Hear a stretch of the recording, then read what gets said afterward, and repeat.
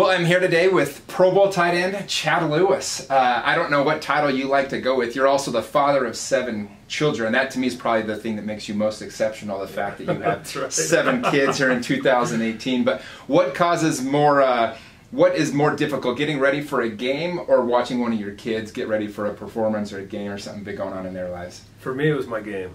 I love going to my kids' games. I don't feel any pressure. I don't know if playing in the pros just got all that out of me. I mean, I still feel pressure at times, but for my kids, for whatever reason, to me, it's just a party. Mm-hmm. I love watching them. It's a total blast. Whether they play or not, or do well or not, it really doesn't matter. I'm just pumped to be there and see that they have a goal, they're working hard, and they're in it. I love it. I think a lot of athletes that have great careers, especially going, as far as you did in the NFL and everything else, they don't have any kind of like need to live it through their kids or anything like that. They can truly just enjoy the sport of it with their own kids. Yeah, my wife, she's a 2-time All-American volleyball player, and so both of us consciously have tried not to put a lot of pressure on our kids to make them feel like they've got to live up to something. It's like, look, whatever you want to do is great, whatever you don't want to do is great. We'd love to support you. So and when you make a shot or make a goal or catch a ball, it's even better. We're just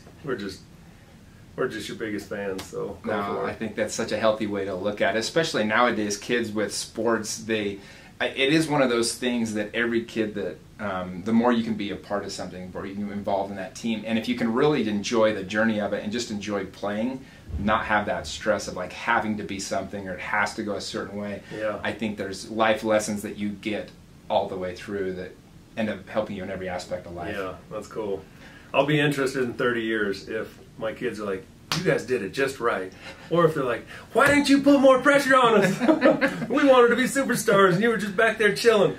So, well, it is interesting. I read Andre Agassi's book Open. I don't know if you've read that or not. So many people told me to read that. I have it written down. I've got to read it. Best sports book I've ever read. But Gotta read it really shows how unhealthy it was to him as a person to have a dad that was just from the time he could walk. He literally could hit a tennis ball racket quick before he could walk. Wow. But then also like who that made him as an athlete, that insaneness of what his life was. And so It's a really good example of kind of that other side of the coin if you got that crazy dad. But well, you wrote a book after you were done playing called Surround Yourself with Greatness, and it's such a great topic because we truly are the product of the 5 people we spend the most time with, right? Who are some of the people in your young life and your youth that you were surrounded by that helped I guess guide you and to become who you are? My parents and my brothers, number one. I always had great friends. Elementary, junior high, high school, love my friends, and they were crucial to me. But you asked that question, I think about my oldest brother Dave. It was 9th grade. I was getting ready to go to football practice, and there was the kid at the other junior high school that didn't like me for whatever reason, and I heard that he was going to come to football practice to fight me. And so I talked to my brother Dave, and I was like, bro, this dude is going to come to practice. He wants to fight. And Dave was listening to some music. It was John Cougar Mellencamp, and he said, I want you to listen to this song. And the song was, you got to stand for something or you're going to fall for anything. And he's like, look, if this kid comes to fight, you got to fight. You got to stand up for yourself. You got to stand up for our family. And maybe you don't want to do this. Maybe you're nervous. But this is one of those times. And so I listened to that song a whole bunch of times with him, and he just got me pumped up to say, all right, I'm going to practice, and I'm going to stand up for myself, and whatever happens, it happens. And that message to me from my brother was really cool. Like, I can't be there with you today, but I'm going with you in spirit, and you got to represent. You got this. So I went to practice, and I was pumped. I was like, all right, I didn't want to fight, but whatever happens, I'm going to cut it loose. And so after practice, I was looking around, and he never came. But I was ready. I don't know that I was ready to dominate him because I didn't have any muscles. I'm a late bloomer. But I was ready. And that was real formative for me. I wasn't always the greatest athlete growing up. But to have that kind of teaching from my brother to say, look, life ain't fair. It's not fun sometimes. It's going to be really hard. But buck up, buddy. You know, like, this is life. Well, that's carried me through a lot, and I'm grateful for that. Well, I think that's a cool part of your story. In fact, to me, it's the most exceptional part of your story is the fact that you did not have a scholarship out of high school. You walked on at BYU. You ended up becoming, you know, an All-American. You didn't get drafted into the NFL. You ended up becoming a Pro Bowler. This is kind of your story. Yeah. I want to back that up, though. When you grew up here in Orem, and then how did you decide to go to BYU? Did LaVelle recruit you even though there was no scholarship, or how did you end up playing for BYU? I was a second-team All-State tight end at Orem High School, but I was not very good. I caught a couple passes, never scored a touchdown. I had a lot of desire and a lot of fight in me. And my older brother was playing football at the University of Utah. So it was actually Jim Fossil and Coach Wayne McQuivey, the running backs coach, that showed me some love and were like, hey, why don't you think about coming to Utah? You know, go on a mission, grow like your brother, come back and play up here. And so coming out of high school, I graduated at 17. I enrolled at BYU, and Jim Fossil said, no. Don't go to BYU, because if you go to BYU, I promise you one thing, you'll love it, and you'll never want to go anywhere else. So go to UVSC at the time, take 11 credit hours so that your eligibility clock doesn't start. Go on your mission, come home, you got 5 years to play for. You can come walk on and play. And I was like, okay, deal. So I went to UVSC, and I got straight A's at school. It was the first time that scholastically I did something great, you know, and gave me a lot of confidence. Went on my mission, and it was as a missionary I decided I'm not going to play football. I'm going to go back to BYU. I'm going to be a doctor like my dad. I'm going to move on. And I had a mission companion, Larry Harmer, who played at Olympus, who also had a scholarship to come to BYU. And for 2 years he talked to me saying, bro, you got to come and play with me. This is going to be so fun. And I was like, man, I know how hard it is to walk on, but... And so that was my dream. It was part of it. When I came home, I came to BYU. I walked onto the track team for a couple weeks as a high jumper. I was really a low jumper. And Larry and some other friends, Tyler Anderson, Tim Nowatzki, and they just said, hey, you need to come play football. And so I prayed about it, because Larry Harmer was like, I won't bug you for the rest of your life if you just pray about it. And so I prayed about it, and one of the coolest things that ever happened in my life was I got a distinct answer, no question about it. No question, after praying for about a week or two, to play football. So I came in, talked to Coach Pella, talked to Coach Chow. I said, I want to play football, and they're like, all right, we'll let you throw with the guys on Tuesdays and Thursdays before spring ball. So I did that a couple weeks, and I played spring ball, and I remember standing, I think it was one of our scrimmages, and I was standing back by LaVelle, and he was like, hey, come to think of it, Jim Fossil told me to look out for you when you went on your mission. And he got fired. He's like, there's one guy down there you need to keep an eye on. I got his brother Mike, but this kid's a missionary. He's going to come back. Keep your eye on him. And so LaVelle said, Jim told me to keep an eye on you. It shows you what a great recruiter I am. And we laughed, and I just love LaVelle. He's just so cool. He was honest, and everything worked for me when I got here at BYU. I loved it. Wow. And so you had gone on your mission, or you went to Taiwan. Mm-hmm. How difficult was learning the new language? Is it Cantonese or is Mandarin? It Mandarin there? Yeah, okay, Mandarin. Rock my world. I started in the MTC, first exposure to Mandarin, and I thought, what in the world are these guys trying to say? And I studied for 2 months. I felt okay about myself. Dropped me off in Taiwan, and I was like, okay, they're speaking way faster than the MTC, way harder to understand. It was hard. Well, the hard part too, I mean, you got to learn an entire alphabet. You got to learn, and I think I went to Taiwan over Christmas break last year, and man, you're in another world. You can't read anything, you can't hear anything. It's just you're just on your own. The there smells, trying to the sights, the people, everything is a reminder that you're in a different universe than here. And man, I cried myself to sleep and worked my butt off to learn that language, and it was really hard. It's the hardest thing I've ever done, is that whole experience, being with a companion 24/7. working every day, day in, day out, no breaks, getting rejected. The people over there were really kind, so rejections were soft. You know, like, no, thank you. It's not you, it's me. Yeah. That's right. So, but learning the language, being a missionary, that changed my entire life. So that when I came home, I actually could walk on and play football. I was a man. I learned how to work. I learned how to set a goal and go after it.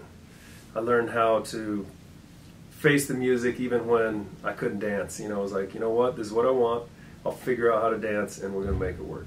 No, I think that's such a powerful lesson. I feel the same way. As like after spending all that time, it's just such a grind, and but it's like you're doing it for everybody but yourself. And so when you're in those moments of service, you get back and everything seems a little bit easier. You know? Right. I remember when I first started selling door to door right when I got back from my mission, and it was like I only have to go out for 8 hours a day to do this. Everyone else was going for I got this. You know? Yeah, exactly. But well, you walked on at BYU, and then at what point did you get your scholarship? How did you go from being a walk-on to a scholarship player? It was training camp my freshman year. The starting tight end was Terrence Salomone from Provo, and I walked on. I was doing really well that first week of training camp, and on Thursday, Coach Edwards had the team come up after practice, and he said, I want to talk to Chad Lewis after practice. Walking off the practice field, and Coach Chow said, if this is what I think it is, you owe me I can't remember if he said a plate of cookies or a steak dinner. I'm like, whatever you want. Went in his office, and he said he was going to put me on scholarship, and I just seriously about died. I was so grateful. I was paying for my own schooling. I know the cost of money. It was such a tremendous gift, and it was a 5-year gift. I had 5 years of eligibility, and he was paying for my schooling, my books, my housing. I could not believe it. And he just said, you just keep working as hard as you've been working. Don't let up. And I promised him. I said, I will keep working as hard as I can. Well, I think any coach just loves that guy that you just know he's working so hard and doing everything he can. And you did. I mean, every year you just better and better. You ended up playing on the 95 team, the 96 team. Yep. You guys ended up going, was it 14-1? Got ranked 5th in the nation, I think, by the end. What was your favorite moment from playing at BYU, and specifically maybe from that year? That year we had unbelievable team chemistry. We had a lot of guys that were on our team from JCs, so Tim McTire, Omar Morgan, Steve Sarkeesian, Chris Ellis, and we had a lot of guys. And we gelled perfectly. Shea Muirbrook was our defensive leader. He was a beast as a middle linebacker. I thought we just had talented dudes everywhere, but more than that, we wanted to compete against each other in practice. And when we took it to the field, we wanted to compete. We wanted to get on the highlight tape that week. And we finished the year by winning BYU's first January 1st bowl game. That meant so much to all of us. We played Kansas State in the Cotton Bowl, and it was Lavelle's first New Year's Day bowl. That meant so much to every one of us. And to win that game, to beat Kansas State, and it took every one of us to come home, and there was 1 million people in the airport waiting for us. That was it. It was like, wow, we did it, you guys. We wanted to be in the Alliance Bowl back then and play for a national championship, but it was kind of the first team that paved the way for what did become, though, the opportunity for other teams to get into those games. That's right. Yeah, no, I remember watching. I remember right before halftime, I think they threw a Hail Mary to get back in the game. Yeah, I know. I couldn't believe it. I was like, devastated. What? You guys completely dominated the whole first half, and they all of a sudden were right there. Yep. But what a good time. So BYU and Utah play this week, and obviously a huge week. You're now the associate athletic director here at BYU. What was your favorite moment or favorite memory playing against Utah those years? What was your record against Utah? 1-3. 1-3. My freshman year, they beat us with a 54-yard field goal at the end here at home. And after that game, they tried to tear down our goalpost, and we got in a fight. Yeah, you made the news because you basically were tearing people off the goalpost. Defending the goalpost, that was ours. It was crazy. I couldn't believe their players were trying to do that. And so we got in a big fight. And that was another thing that motivated me for the rest of my career. Like, there are some things worth fighting for, and that's just how it's got to be. The second year, we went up there, and they beat us with the last-second touchdown, 34-31, again. And then my third year, I broke my ankle, so I couldn't play in that game. It was at home. Chris Fuamatu Maufala ran all over us. And then my senior year, we go back up there, and we rushed for a lot of yards. Yeah, Ronnie Jenkins had himself a day that day. He did, just lit it up. And we had a great game plan, a great team, and we just were not going to be denied. We went into that with the right mindset. And what I want people to know is how fun that rivalry game is. It's a total blast. Every play matters. There's a bunch of smack talk. Some of it's good, some of it's hardcore. There's a lot of banter. We know each other. Typically, we've seen each other or been at, either football events or award events. And so it's like two families going at it. And it is so fun. And to win that game was a lot of fun. So when we won up there, that meant a lot. It was really cool. No, I love it. Well, it should be fun this year. BYU, Utah, Saturday is going to be that big game. That's one of the reasons I wanted to have this podcast for this week. That's cool. You just are one of those BYU guys, one of those BYU legend players. And I actually remember that. I was probably 12 or 13, but I remember Chad Lewis pulling the Utah guys off the That was great. Anyway, just great times. But my favorite part of that story, my brother Mike, who just finished playing for Utah the year before, he was on the field because he didn't want me to get beat up. And he was standing there, and all of his teammates are calling me a traitor and swearing at me, and he was right there, like, if something happened, he was going to be at my side, which is cool. I mean, that's awesome, yeah. Family. Of course, yeah. So I came back to practice on Monday. We still had to play UTEP that year. And Claude Bassett, he was an assistant coach at the time, and he came and grabbed me before we had practice. It was bad weather outside, so we were indoors. And a Utah player had punched him in the face in the melee. And so he had this huge cherry on his cheek. Big, huge, you could tell someone popped him. And he pulled me aside and he's like, look, I've been here for a long time, bro. All right? I just want you to know that was the greatest effing thing I've ever seen at this school. And it was just cool, Oh, yeah. This guy just, it was amazing. I love that. What a cool story that you'd never really hear otherwise. That's really cool. Well, after your senior year, the draft came. You did not get drafted, but you ended up getting a lot of opportunity because of that. I know you've told that story before. You handled it really well because you at that point said, okay, I'm going to be a football player. I'm going to go give this a shot. Was that hard not getting drafted, and how did you so quickly change your mind that whole emotional mindset to just, okay, I'm going to walk on and I'm going to do this again? Yeah, it was hard because the draft prognosticator said I'd go in the 3rd to the 5th round, but I knew going in, I just said, look, I just want a crack of a door. Someone give me a chance, and you're not going to turn me away. And the best situation for me was not getting drafted because I had there were 12, 13, 14 teams that called me during the draft. We're in round 5, and they're like, hey, we're looking at drafting you, but if we don't, we want you to come to our camp. Will you come to our camp? Because they need to fill the camp up to 80, 90 people. Sure. And so I said, yeah, certainly, thanks for calling. So I had all these teams. And so when the draft was actually over, those teams wanted a commitment. So I looked at their head coaches and their offensive coordinator. That's the most important. Offensive coordinator, their quarterback, and then what tight ends they had and what offense they ran. I wanted to go a West Coast offense. I wanted to go to an offensive coordinator that knew his business. I wanted to go to quarterback that knew his business. I went to the Eagles. They had John Gruden. He was there for 1 year, and then the next year he's the Oakland Raiders head coach. I knew he was one of the smartest coordinators out there, ran my style of offense. And I knew the tight ends that they had, that there was a possibility for me to go in and make a splash. And Ty Detmer was the quarterback. So for all those reasons, I narrowed it down quickly and went to the Eagles. And so it worked out in my favor. And so at what point, because so many people go to a rookie camp and they don't end up sticking with the roster, how did the... And typically it's not because they're not a good player. No, that's the crazy part of the Just NFL. the fit. I mean, there's you have 53 guys per team. Then you have like 7 or 8 on the practice squad, but there's just so many roster spots. Right. But you're right. One thing that you had a huge advantage is getting that right place. Kyle Van Noy, who was on the podcast, a good friend of mine. He went to the wrong defense out of college, right. And everybody thought he was wasn't doing a good job. Had When in nothing to do with reality, his he talent. was literally just in the wrong place with the wrong team, and he never had a chance to really showcase his Right. talents. So for you, what a great opportunity to go. I mean, you're playing with Ty Detmer. And That was was Ty so your quarterback your freshman? No, I He had was John gone by Walsh then. for 2 and then Steve Sarkisian for 2. Okay. But So you- Ty was my hero. I Yeah, was like, sure. I can't believe I'm playing with Ty Detmer. It was so fun. Oh, what a great opportunity. Well, and so how did they let you know that you made the roster, and who was your first call once you knew you'd actually made the team? I was there all through training camp, and I remember talking to John Gruden halfway through camp, like, hey, am I going to make this team?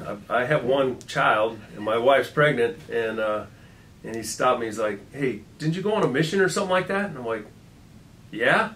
And he said, well, don't you speak another language? I'm like, yeah. And he said, aren't you older? I'm like, yeah. I was 25, and everyone else is 21. Sure. And he said, look, you're an old rookie. You've been all around the world speaking crazy languages, teaching people and doing stuff. You have more experience than any other rookie here. I want you to act like it.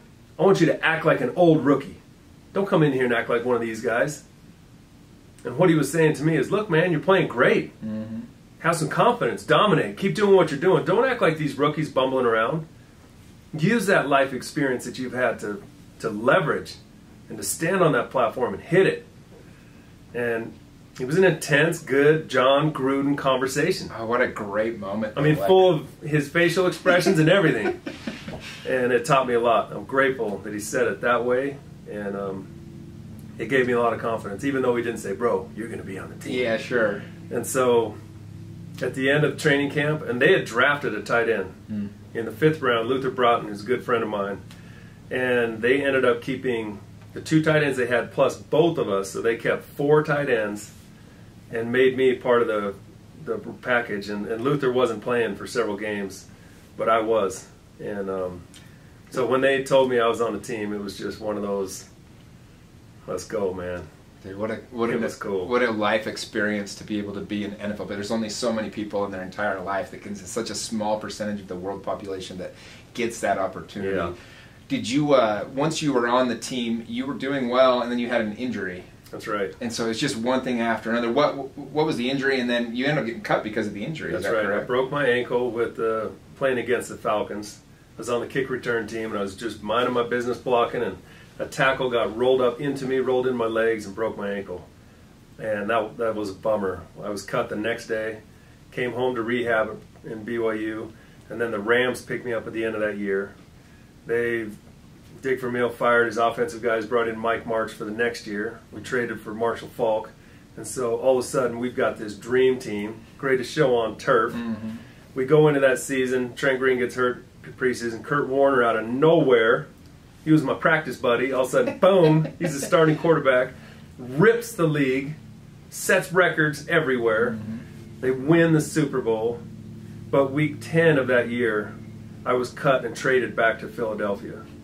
And so I go back to Philadelphia, but now Ray Rose was my first coach. Now Andy Reid is the coach, and it was a blessing in my life because I fit Andy Reid's system, I fit his style, and he was just a dream coach for me in every way. It was so much fun, and now he's proved all these years later to be one of the most outstanding coaches in the NFL. Yeah, I think by every measure he's a top 3-4 coach in the NFL. Just want to win a championship. Let's go, man. So you ended up playing how many years for the Eagles?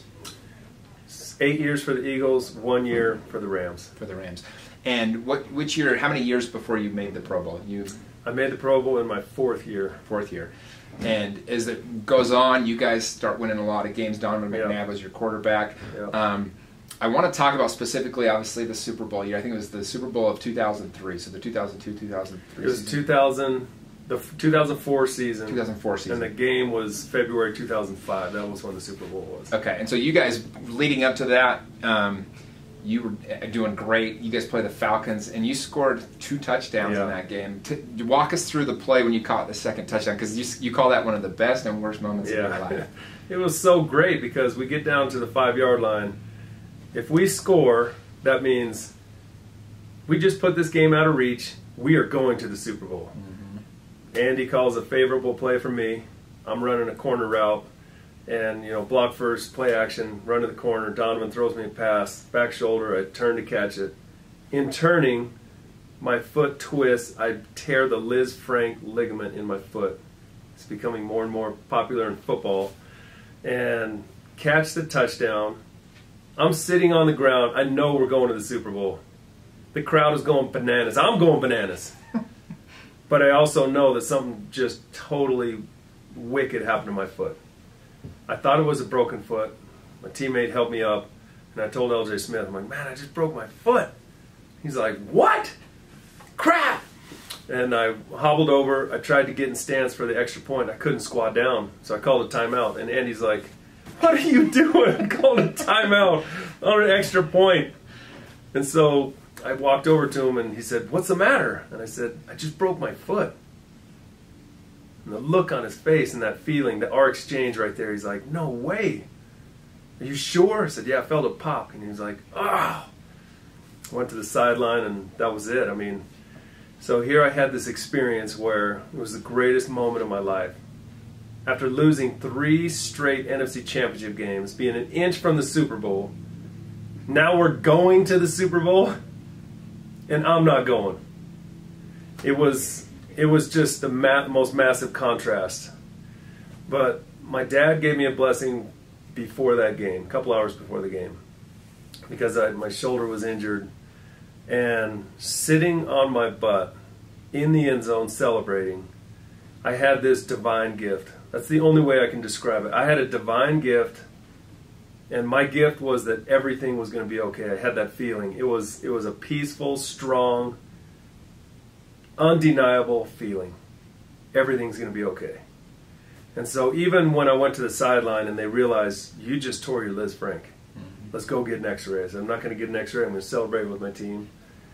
After the game, got the x-ray, confirmed that I tore my Liz Frank. Even then, as disappointing as that was, like, it was hard. My family was in denial. Like, no, you're going to play. I'm like, no, I'm not. Even then, there was this gift that swallowed up the bitterness and the pain and the emotional everything. And then when I went to Jacksonville for the game, it was sitting on the sideline where I realized that my family who was there supporting me, there's 18 people in my family there. Wow. I realized that they were my Super Bowl. And that meant everything to me. The game was going to come and go, 3-4 hours going to be over, but my family's forever. And that just swallowed up the pain of not being able to play. I wanted to be the MVP and drive away in the truck. Well, I think so many people in life, they feel like life isn't fair, or why me, and all these different emotions that people have. It's like they want to blame outside forces, right, of their own situation. And in that moment, to realize the gifts that you had and to realize everything that was right about your situation, I've known you for a while now, and you really are one of the happiest people I've ever met. And so this perspective that you have, I think you just always have that bigger picture. You always have been able to have that bigger perspective on life in general, but also football and everything else. And I'm guessing because you had to go through that situation, how many other people have you been able to communicate with or coach or talk to since then? I know a couple of years ago, Taysom Hill, he tore his same Liz Frank, right? Did you have an opportunity to meet with him after that happened? Yeah, I was with him when it happened on the sideline. I walked into the locker room with him, and I knew the diagnosis before he took his shoe off. The way he was walking, I just felt it. And then when the doctors looked at him and diagnosed it, that was his first game of his senior year. He's tearing up Nebraska. He's playing with this unbelievable poise, confidence. He just had it all. In my mind, I knew he was going to win the Heisman Trophy. I could feel it. And realizing that was a season-ending injury after what he had already suffered, I just had empathy for him, you know. And we were able to talk through that whole thing. It was difficult for him, but my perspective of, look, I missed the Super Bowl. I know what it feels like to miss out on something. He's a tough guy. He regrouped. He fought hard, and he plays like he's playing right now with the Saints. Just unbelievable. Well, I think it's kind of the fun part of it is watching, you know, both how he's come back from that and how well he's playing now. But what a gift to have you there in that moment, because you did go through so much, and such an emotional moment for you when you had the same exact injury. Yeah, brutal injury. That is a brutal For all those people listening, tell them, do not date Liz Frank. Don't touch her. Leave her alone. Stay away. Well, after you got done playing, I mean, you shortly after that, I think you played one more year after that, and then you decided to retire. You're only 34 years old. You got your whole life in front of you. How did you decide what you were going to do next or do from there? Yeah, that's interesting. My brother-in-law, he was working for a rebar, a steel company, family-owned out of Las Vegas. They wanted to expand into Utah, and he said, why don't you think about being the general manager? You can open an office. I'm like, I don't know anything about rebar, running a business, steel, unions. Let's not do this. This is a bad idea. And he said, no, hear us out. So I met with the president, and we talked for a long time, 4 months, where they described this is what it would entail. This is how we'll support you. After that, and getting a lot of advice and counsel from great people, I did it. So for 2 years, I was a general manager of Century Steel, Inc., which is now West Coast, Pacific Coast Steel, and Gerdau, Ameristeel. We were bought out after 2 years, and I left.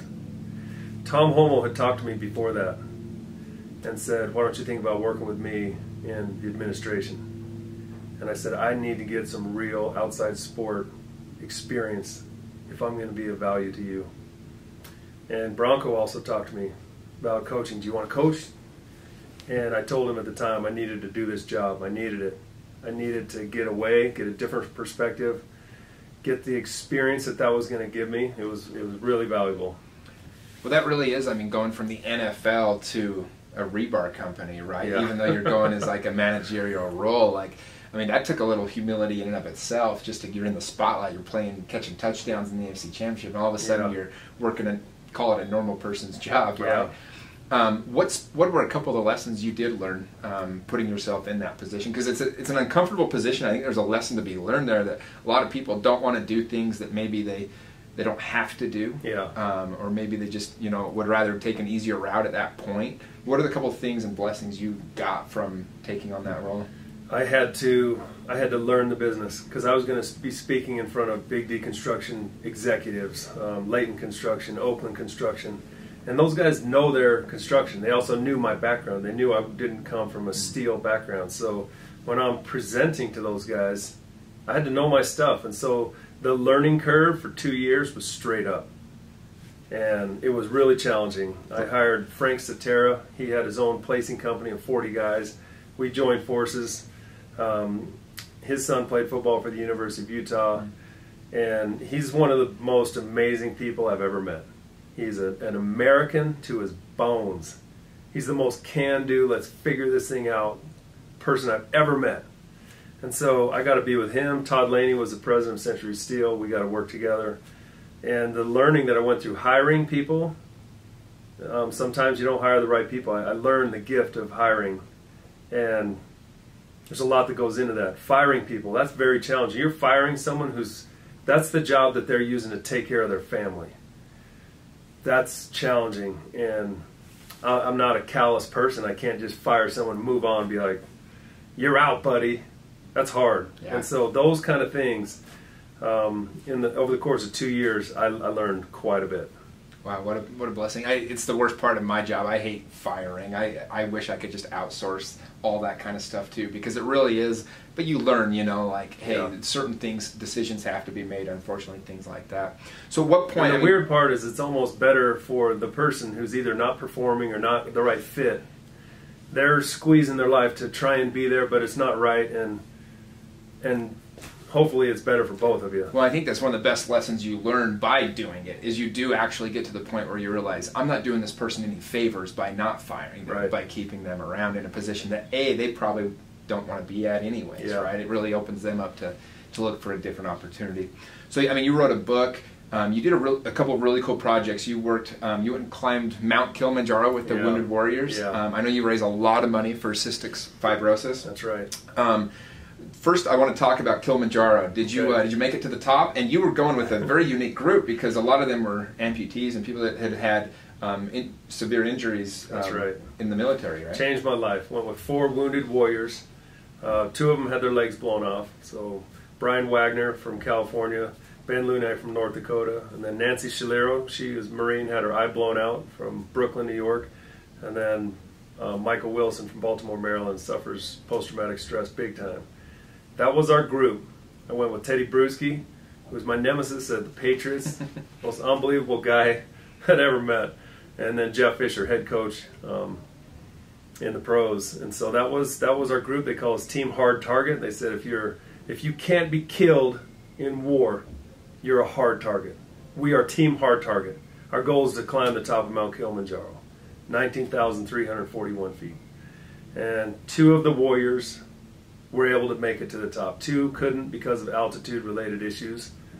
And so to stand on the summit with those 2 warriors, one without his leg, the other without her eye, and to realize what they had gone through was life-changing and life-altering for me.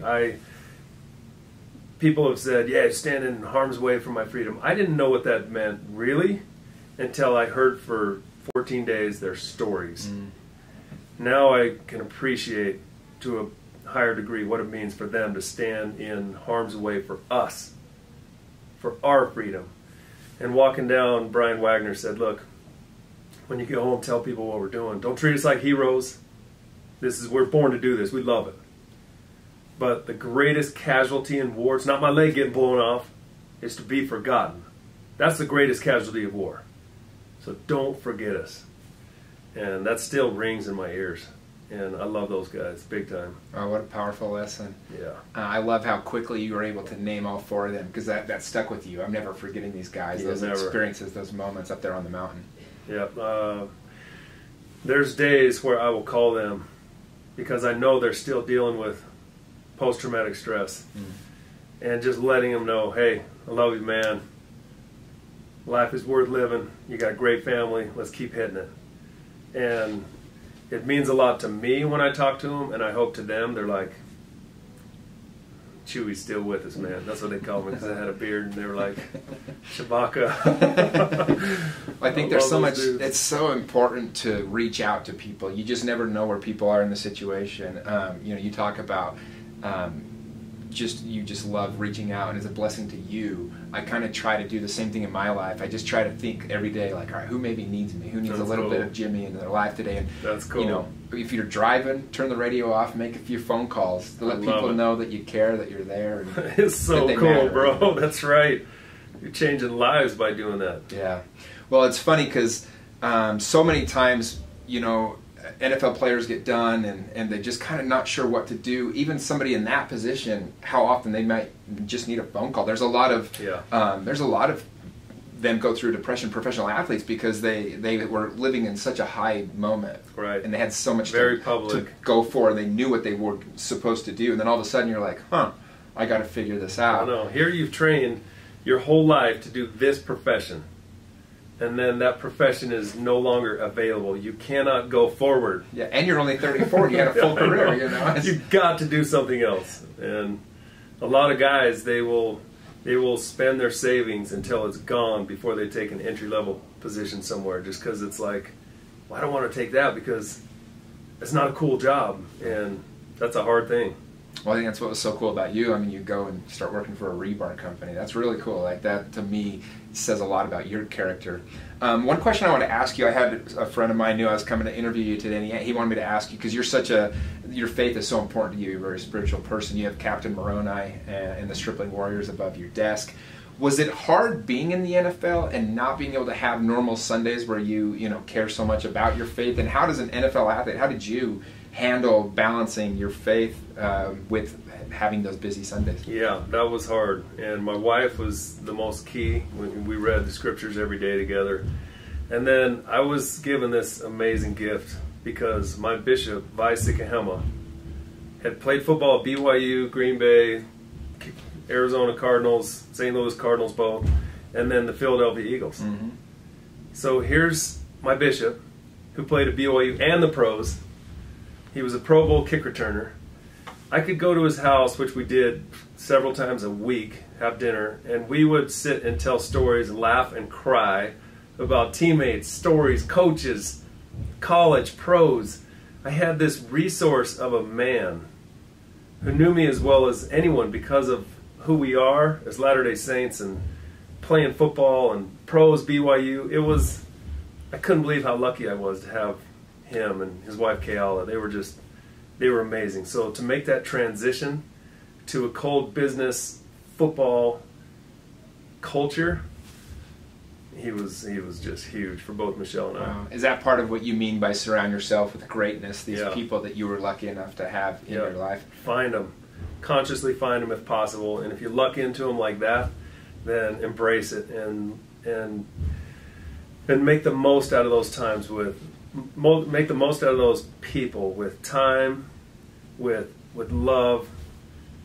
It's a give and take, so you got to listen, and you got to, those relationships are everything. Well, what advice would you give to a random person that maybe they just have like a normal job, they have to work Sundays, or maybe they just moved to a new city and they don't know anybody, just they have a situation where they need one of those mentors in their life? How would you go about, how would you advise somebody in going about finding somebody to surround themselves with that greatness? If they're working on Sundays or just in general looking for a mentor, yeah. I would say consciously find someone that you know is going to lift. Stay away from negative. Stay away from sarcastic. Find someone who can kind of cut through all the crap and see you for you and lift you. And that's hard because it's not a selfish way to look at a friendship, but it's kind of a wise way. Like, you know what, this is what I need. I need someone who's solid, strong, and okay, then go find them. And when you find them, they're gold. I talk about that all the time. I tell people, most people are just friends with who they grew up next to or who they happen to move in next to. Seek out who you want to be surrounded by. Whose life is a model life for you, and whatever that is, go find a way to be around those people and bring them into your life. That's right. That's cool. Oh, I think that's awesome, man. Well, this has been a fun interview. Again, we got the big game this week. You are now the Associate Athletic Director here at BYU. What's been your favorite part of coming back? We'll end with this, but what's been your favorite part of coming back to BYU? The people, totally. BYU is not the buildings. The buildings are nothing. It's the people. So Tom Homo is a great athletic director. And then the student athletes. To work with the student athletes and coaches as they go through their ups and downs, their challenges, and to try and be a resource for them. I've been there. I know what it's like. Don't even worry about this. Focus on this. Go for that. To have those relationships. You talked about Taysom. He's a guy I just really love. There's so many guys like that that have been through here. And now my daughter, she's on the #1 ranked BYU women's volleyball team. She's my favorite athlete at BYU. I bet she is. And she married Matt Bushman, the tight end on the team. He's my favorite football player. Oh, that's funny. So it's incredible to be able to work with the student athletes. Tom Homo always calls them the secret sauce. Like, that's why we're here. If you don't want to help them, then take another job. Get out of here. Because this is our job. We're here to help them get to the next level, get to the next part of their lives, and help them dominate now and be leaders for the future. And to Tom, he reminds us that that's everything. That's why we're here. It doesn't matter if you're an accountant or the director of the fundraising team. We're here to support and help the student athletes. I think it's great. Well, Matt's sister married my cousin, so we might end up at a family reunion one day down the line or something. That's great. Well, man, this has been a blast. Thank you so much. Look forward to the game on Saturday. And again, for those, we'll link your book to this podcast on the webpage. I read it 5-6 years ago. It's awesome. I loved it. And it really is, because your story had so many obstacles that could have set you back, and you just overcame them one at a time. It's an inspiration. And appreciate you being on the show. Thank you so much. All right. Thanks, Chad. Yeah.